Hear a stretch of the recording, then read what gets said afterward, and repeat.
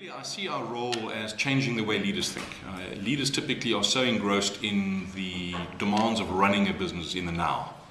And we have the analysts on the stock markets that are driving leadership behavior into stable, predictable quarterly results. And so I guess understandably, leaders spend very little time peering over the ramparts to see what's coming at them. And all of their time and effort, or the vast majority of it, is spent understanding the now, understanding yesterday, last week, last month, last year, understanding current competitors, and it's all about business of today. And really, as a futurist, I see my role as engaging leaders in debates which they typically wouldn't have, around what are the forces that are shaping the world in which business will operate tomorrow, and what are the implications of these forces then on the business of tomorrow. So it's all very well having a business of today, which we know and we understand and we research and we analyze and build systems for. But the question is, coming at us is a completely different context in which we will do business.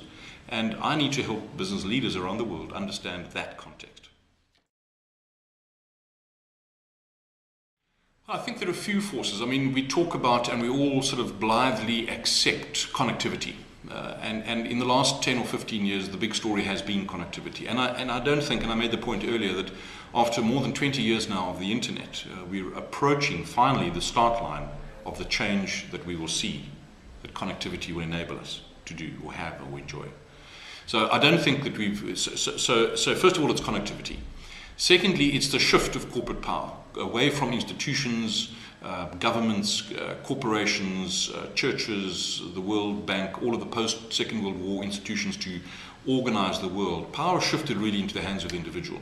And that's, individual on Oxford Street and Regent Street, and rural farmers in outer Kenya. And they had the same power. They have the same smart device in their hand. They have the same access to everything in the world, all the information. It's all flat and it's all open and transparent. And so we now have a world of 7 billion, really for the first time ever, empowered individuals through connectivity. And then I think the sort of rate of technological change is so rapid and so profound that the force which that creates is the need not only to be fast but to be agile. It creates the imperative to actually be willing to unlearn, because we take a lifetime to learn certain rules and experiences and then to replicate those. But the context within which we're doing that has changed fundamentally. So the lessons of yesterday are just less and less relevant. Well, I think the consumers are horrible because I think they're brutal and there's no loyalty. And their loyalty will depend on the very last experience they had with you. And boy, if it's not good, it's going to be the last one. And that's kind of scary for a business. So how do you build loyalty? I mean, I'm just listening to a talk now on Net Promoter Score. What is the likelihood that they'll refer you? And, you can deliver 5 things greatly and then one really bad experience and it's game over. So I think customers are a lot less loyal. They, of course, have access to all the information, so you can compare, quality, price, availability, and it's a global game. So if you look at, I was down Tottenham Court Road yesterday, where I bought my first serious digital camera many years ago from one of the electronics dealers down there, and they're all closing up because they can't compete with Amazon. Amazon started selling books, and none of them saw Amazon as a competitor, and suddenly they've won the hearts and minds of customers because they're just delivering in a certain way, which talks to the customer of today and, more importantly, the customer of tomorrow. So customers give you trust. They'll give you trust up front, and it's up to you to keep it or breach it. Then, of course, the way we structure and run our companies, more often than not, we breach the trust in some way, and then it's brutal. It's unfriend, and you're dead. And that's scary. Well, I think they're becoming faster, wiser, more demanding. Time is absolutely becoming more and more critical for each one of us. So, time is incredibly precious. So any process, any intervention, any way of engaging which slows me down as I lurch headlong into this crazy world, and let's not say whether it's right or wrong, it's just the reality. So I think we have to be really courageous and probably undo a lot of the things we've spent the last 10 years building in terms of process. And that's very uncomfortable because we build processes to reduce risk, to be more compliant, to make it easy for us to manage. And actually we should be destroying all of that and saying, if a customer had to come in and design this process, what would it look like? And so we've got to be much more courageous in business to say, that which I've spent my career building and putting in place might have just become irrelevant. and not many business leaders have the courage to go and do that. Of course, it comes with operational consequences, it comes with budget and capital investment consequences, but if we don't do that, I think the cost of not doing it and allowing ourselves to become old and antiquated in how we engage with tomorrow's market, I think guarantees our failure. So when I work with leadership teams, it's no good talking to them about anything 3 years out or even 5 years out. A, they think they've thought about it. B, it might not be that different because they would extrapolate in their minds with their level of executive confidence. They extrapolate what they know today, and it's in a fairly narrow band of future possibility. So what I do is I take them into a time zone which over many years now I've found to be the best, is somewhere between 7 and 10 years out.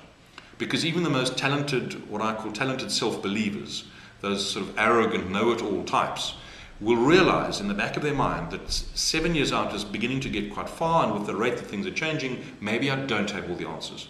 So you need to take them philosophically into a space where even the cynics will say, maybe I don't know. And then you're open.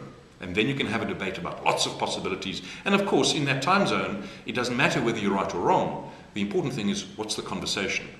And how do you allow people to have it? The other important thing is when you have a conversation amongst business leaders in a 3 to 5 year time frame, everyone in the room says, in the back of their minds, what's in it for me? Is my job at risk? What does that do to my bonus? Or my power? When you take a conversation 7 to 10 years out, it removes that. Everyone says, well, I may not be here, and I will have retired by then, or I will have moved on, or whatever. And so it takes that sort of political dimension out of the conversation. And I find in corporations, in businesses, that so often is the unwritten thing that holds the conversation back. So take it away.